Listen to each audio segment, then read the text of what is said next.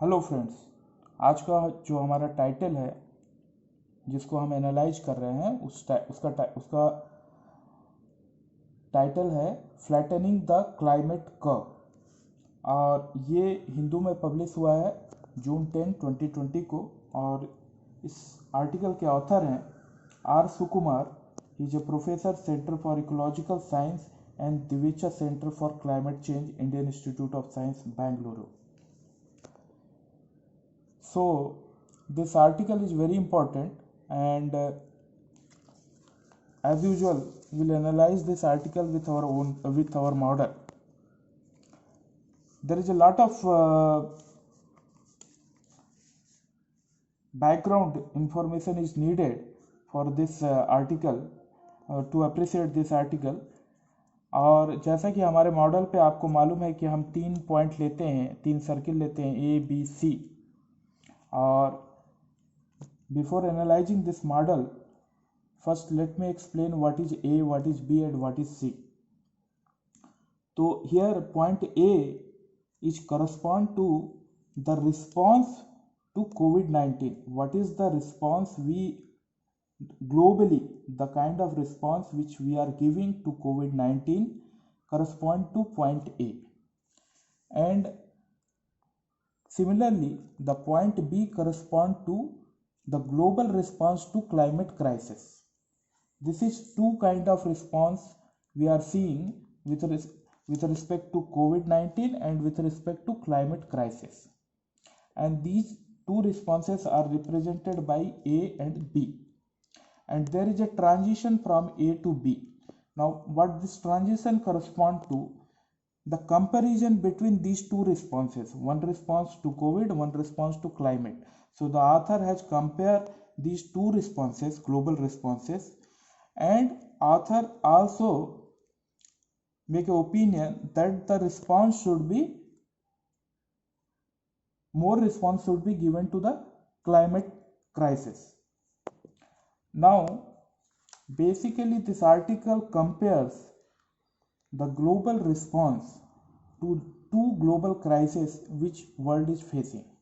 The first crisis which we are facing, immediate crisis, is COVID-19, and the second crisis which we are facing is the climate crisis. And the author tried to compare these two responses and see which one is having more effect and how both the response are different. And this disparity in response is basically analyzed in this article. So coming first, we are here basically discussing first the COVID-19 response, global response to COVID-19 crisis.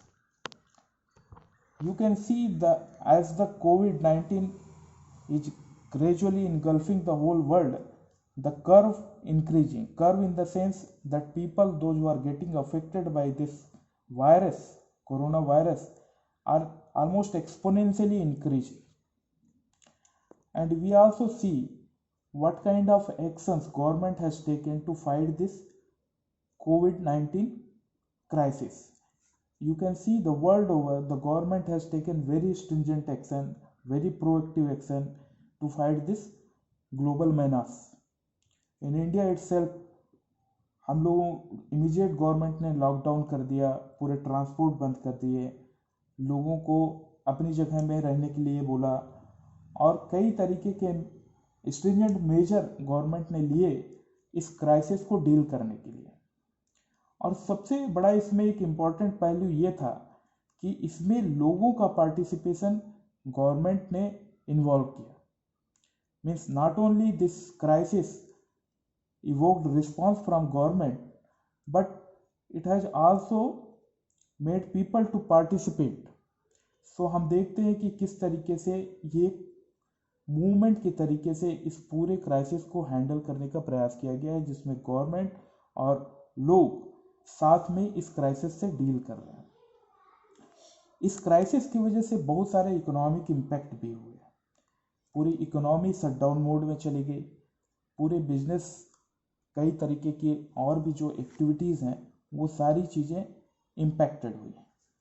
और हमने देखा कि government ने इस crisis को deal करने के लिए किस तरीके से पूरे अपने रिसोर्स इसमें डिप्लॉय किए, चाहे वो हेल्थ सर्विसेज से हो, चाहे वो लॉ एंड ऑर्डर से संबंधित हो, जिसमें और भी कई NGOs हैं, और नॉट ओनली गवर्नमेंट बट कई सारे NGOs और कई ऐसे पब्लिक फोरम है जिसके थ्रू केवल पैसा ही नहीं, बाकी मैन पावर और जितने प्रकार के रिसोर्स आपके डिस्पोजल में थे, हेल्थ सर्विसेज, वो सारे डिप्लॉय किए गए इन सारी चीज़ों को डील करने के लिए। और इसका चूँकि इसके लिए अभी तक कोई इफेक्टिव मेडिसिन नहीं बन पाई है, तो इसके मिटिगेशन एफर्ट भी काफ़ी, इसमें गवर्नमेंट ने टेक्नोलॉजी और गवर्नमेंट ने लोगों का पार्टिसिपेशन बुला के काफ़ी सारी चीज़ों को इस क्राइसिस को डील करने के लिए मिटिगेशन इफेक्ट काफ़ी गवर्नमेंट ने इसमें इन्वॉल्व किया। अब ये जो कोविड-19 क्राइसिस है, इसको हम कंपेयर करते हैं, इसमें जो ग्लोबल रिस्पांस है इसको हम कंपेयर करते हैं जो क्लाइमेट क्राइसिस है, और उसके इस कोविड-19 के कंपैरिजन में किस तरीके से ग्लोबल रिस्पांस है क्लाइमेट संबंधित जो क्राइसिस जो इवॉल्व हो रही है, डेवलप हो रही है और कई सालों से, वो उसमें गवर्नमेंट का रिस्पांस क्या है। तो यहाँ पर हम देखते हैं कि यहाँ पर भी कर्व इंक्रीज कर रहा है, लेकिन ये कर्व कोविड-19 के कर्व से डिफरेंट है। कोविड-19 में वो कर्व इंक्रीज कर रहा है जो लोग पीपल इससे अफेक्टेड हो रहे हैं, लेकिन यहाँ पर कर्व इंक्रीज हो रहा है CO2 का और टेम्परेचर का। CO2 और कई अदर गैसेस जो ग्रीन हाउस इफेक्ट पैदा करती हैं, वो CO2 गैसेस किस तरीके से इन्वायरमेंट में इंक्रीज हो रही हैं, ये कर्व इंक्रीज हो रहा है। उसी तरीके से ग्रीन हाउस इफेक्ट की वजह से टेम्परेचर भी आपका इंक्रीज हो रहा है, और इन CO2 और टेम्परेचर के इंक्रीज होने से किस तरीके से ग्लोबली ये इफेक्ट हो रहा है आपके क्लाइमेट में, आपके वेदर में, और किस तरीके से उसके इकोनॉमिक इम्पैक्ट भी हैं, ये सारे इफेक्ट के ऊपर में बहुत सारी चीज़ें हम विजिबल भी हैं और बहुत सारी चीज़ें मॉडलिंग भी करके द्वारा भी प्रेडिक्शन किया गया है कि अगर इसी रेट से CO2 और टेम्परेचर ग्लोबली बढ़ता रहा तो किस तरीके से सिचुएशन आगे जाके खराब होगी। एक पर्टिकुलर मॉडल के द्वारा ये प्रेडिक्ट किया गया है कि अगर इसी तरीके से रेट ऑफ इमिशन रहा तो जो global temperature will heat up to 4 degree Celsius by the end of this century. और आपको ये समझना होगा कि टेम्परेचर का इफेक्ट किस तरीके से डिवास्टेटिंग होगा आपके पूरे ग्लोबल स्केल पर। हमने देखा है कि टेम्परेचर थोड़ा सा माइल्ड टेम्परेचर अगर बढ़ा तो पिछले 2003 में हमने देखा है कि किस तरीके से हीट वेव ने यूरोप में 70,000 लोगों को किल कर दिया था।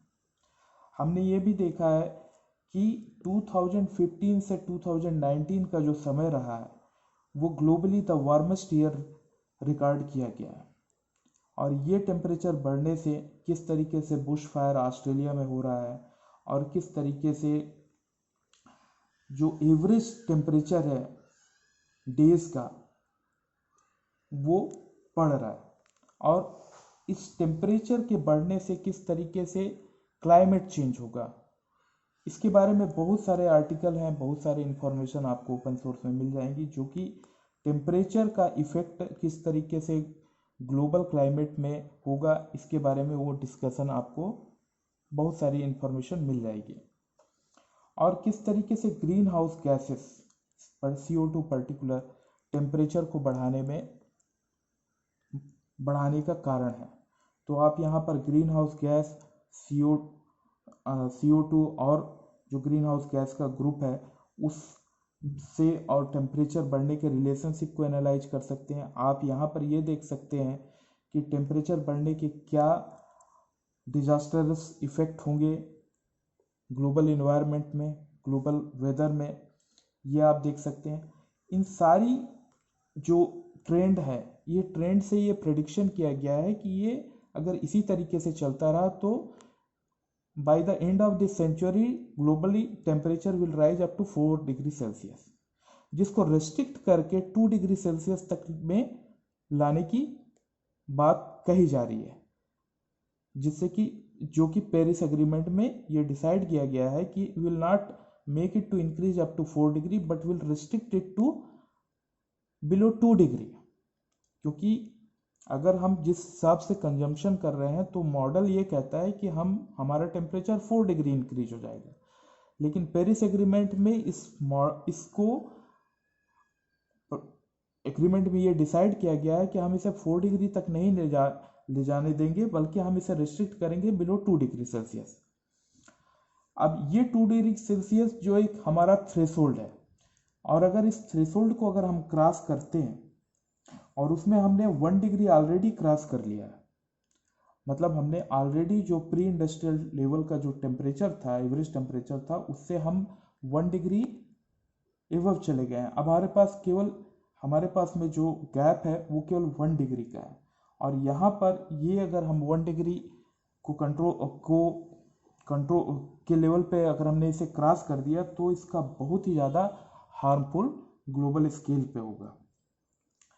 ये इसमें रिलेवेंट चीज़ ये है कि हमें ये जानकारी होनी चाहिए कि ग्रीन हाउस इफेक्ट क्या है, टेम्परेचर किस तरीके से राइज कर रहा है, और टेम्परेचर और ग्रीन हाउस गैस को लेके जो मॉडलिंग की गई है और उससे कितना प्रेडिक्ट किया गया है कि अगर इसी वे में ये कंटिन्यू रहता है तो किस तरीके से टेम्परेचर बढ़ेगा। और पेरिस एग्रीमेंट या इससे लेके जो भी ट्रीटीज हुई हैं, एग्रीमेंट हुए हैं, उसमें टेम्परेचर को 2 डिग्री तक में कंट्रोल करने की बात कही गई है। Again we come back to our model. तो यहाँ पर हम ये जो ग्लोबल क्राइसिस हो रही है, इसमें हम ये देख रहे हैं कि किस तरीके से जो कोविड-19 को लेके जो गवर्नमेंट और पीपल का पार्टिसिपेशन था और जिस तरीके से इसका रिस्पांस था, उसके कंपैरिजन में क्लाइमेट क्राइसिस को लेके किस तरीके से रिस्पांस है। तो हमने यहाँ पर देखा कि यहाँ पर भी सिमिलरली टू कोविड-19 यहाँ पर भी कर्व इंक्रीज कर रहा है ग्रेजुअली, CO2 और टेम्परेचर बढ़ रहा है, और उसके इफेक्ट भी हमको देख रहे हैं हम। और हम देख रहे हैं कि गवर्नमेंट के एक्शन इन कंपैरिजन कोविड-19 के किस तरीके से क्लाइमेट क्राइसिस को डील करने के लिए हो रहे हैं। इसमें आप देख सकते हो कि गवर्नमेंट किस तरीके से किस सीरियसनेस से क्लाइमेट क्राइसिस को डील कर रही है, इन कंपैरिजन जो सीरियसनेस गवर्नमेंट कोविड-19 को डील करने के लिए यूज कर रही है।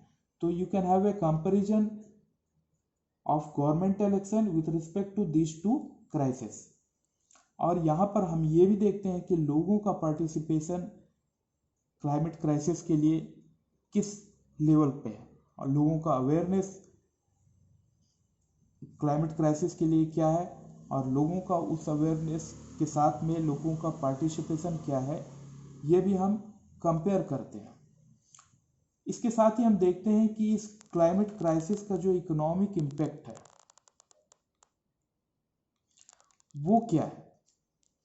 तो ये क्लाइमेट क्राइसिस का जो इकोनॉमिक इम्पैक्ट है, इसके लिए कई सारी ट्रीटीज की गई हैं, जो कि इस आर्टिकल में लिखा हुआ भी है कि इस क्राइसिस को हैंडल करने के लिए जो फाइनेंशियल कमिटमेंट है, वो फाइनेंशियल कमिटमेंट किस तरीके से वो पूरा किया जा रहा है, किस तरीके से उसके लिए रिसोर्स डिप्लॉय किए जा रहे हैं, जो कि एक एस्टिमेशन के द्वारा it should be around 2.5% of the global GDP। अगर हमें टेम्परेचर को 1.5 degree Celsius relative to pre industrial level पे मेंटेन करना है, तो हमें इस लेवल के रिसोर्स हमको डिप्लॉय करने पड़ेंगे। तो अगेन जब हम इस लेवल पे रिसोर्स की बात करते हैं, जो कि ऑलमोस्ट $2.4 ट्रिलियन है, तो हमें ये भी सोचना है कि ये रिसोर्स कहाँ से आएंगे और इसका कौन इसे फाइनेंस करेगा। तो इसके लिए ये है कि जो पॉल्यूटर्स पे वाला एक कॉन्सेप्ट है, जो कि जो डेवलप्ड कंट्री हैं, मोस्टली ये जो ग्लोबल क्राइसिस है रिलेटेड टू क्लाइमेट, ये उनका दिया हुआ है, क्योंकि they are the energy sucking countries, जो कि जिसकी वजह से CO2 और टेम्परेचर इतना राइज किया है।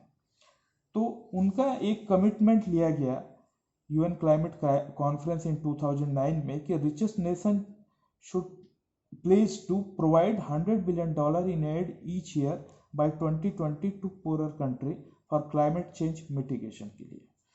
तो हम यहाँ पर ये देखते हैं कि इस क्लाइमेट क्राइसिस की जो इम्पैक्ट है इसको फाइनेंस करने के लिए एक जो फाइनेंशियल मॉडल प्रिपेयर किया गया, उसमें जो डेवलप्ड कंट्री हैं जो कि मोस्टली रिस्पॉन्सिबल हैं इस क्लाइमेट क्राइसिस के लिए, they agreed to pay $100 billion in aid each year by 2020 to poorer country. लेकिन एक्चुअल रियलाइजेशन काफ़ी कम है। हम ये देखते हैं कि अप टू $71 billion, जैसा कि टेक्स्ट में बताया गया है, ये पे किया गया है, और अधिकांश वो इन टर्म्स ऑफ लोन है या फिर डेवलपमेंट फंड है। तो यहाँ पर हम ये देखते हैं कि जो इकोनॉमिक जो मॉडल है इस क्राइसिस को हैंडल करने के लिए, वो still lot of it is still wanting, means still ये अभी तक रियलाइज नहीं हो पाया। और इसी के साथ में इस क्लाइमेट क्राइसिस को हैंडल करने के लिए जो रिसोर्स का डिप्लॉयमेंट है, ये एक फाइनेंशियल हो गया, लेकिन जो न्यू एनर्जी लेवल है या न्यू एनर्जी सोर्सेस हैं या इस तरीके की टेक्नोलॉजी या इस तरीके का एक अवेयरनेस या इस तरीके का एक इकोसिस्टम क्रिएट करने के लिए जो रिसोर्स रिक्वायर्ड है, वो रिसोर्स इन कंपैरिजन जो हम कोविड-19 सिचुएशन में ग्लोबल रिस्पांस में देखते हैं और क्लाइमेट क्राइसिस में देखते हैं, तो हम पाते हैं कि इसमें बहुत कम है। तीसरी चीज जो मिटिगेशन के लिए क्लाइमेट क्राइसिस को टेक्नोलॉजी का सपोर्ट लेने की बात है,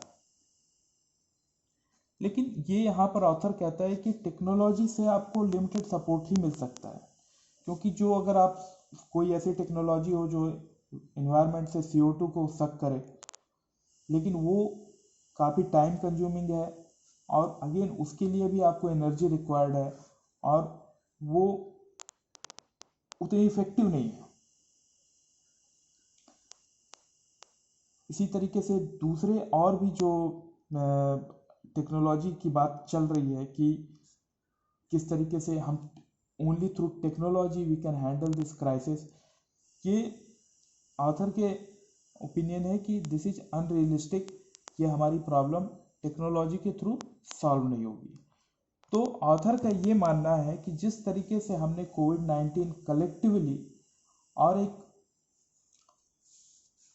एलैक्रिटी के साथ में जिस तरीके से हमने कोविड-19 क्राइसिस को हैंडल किया और कर रहे हैं, हमें भी उसी लेवल पे जो हमारी क्लाइमेट क्राइसिस को जो हमारा रिस्पांस है, हमको उसी लेवल पे हमारा रिस्पांस यहाँ पर लेके आना है, क्योंकि ये रिस्पांस अगर हम नहीं लाएंगे तो again we are going to be in big trouble. तो बेसिकली इस पूरे आर्टिकल में आप देखते हैं कि दो अलग अलग रिस्पांस को कंपेयर किया गया है और कंपैरिजन के बाद ये निष्कर्ष निकाला गया है कि जो कोविड-19 के प्रति जो रिस्पांस है, ग्लोबल रिस्पांस है, वो ज़्यादा है और वो क्लाइमेट क्राइसिस के प्रति वो कम है। और ये रिस्पांस जो कोविड-19 के समय किया गया है, वही सिमिलर लेवल का रिस्पांस हमें क्लाइमेट क्राइसिस को भी डील करने के लिए करना है। इसमें इस आर्टिकल में बहुत सारी फैक्चुअल चीज़ भी हैं जो आप पढ़ के देख सकते हो और इससे रिलेटेड बहुत सारे और भी संबंधित लिटरेचर हैं और बहुत सारी इंफॉर्मेशन है जो कि ओपनली आपको अवेलेबल है। और लेकिन बेसिकली आपकी यहाँ पर अंडरस्टैंडिंग ये है कि ये दो अलग अलग क्राइसिस हैं, दो अलग अलग रिस्पांस हैं और दो अलग अलग रिस्पांस के बीच में कंपैरिजन है। और इस कंपैरिजन में ये पाया गया है कि इस क्राइसिस के प्रति रिस्पांस ज़्यादा है और ऑथर ये कह रहा है कि जिस तरीके से हमने यहाँ पर रिस्पांस दिया है, वही रिस्पांस हमें यहाँ पर भी इस क्राइसिस क्लाइमेट क्राइसिस के लिए भी देना चाहिए। इस तरीके से ये आर्टिकल मैंने एनालाइज किया है। इसमें जो फैक्चुअल इंफॉर्मेशन है या रिलेटेड इंफॉर्मेशन है वो आपको इजीली नेट पे अवेलेबल है, उससे उसको लेके आप इन सारी चीज़ों को और बेटर तरीके से अंडरस्टैंड कर सकते हो। तो this conclude my analysis of this article. Thank you.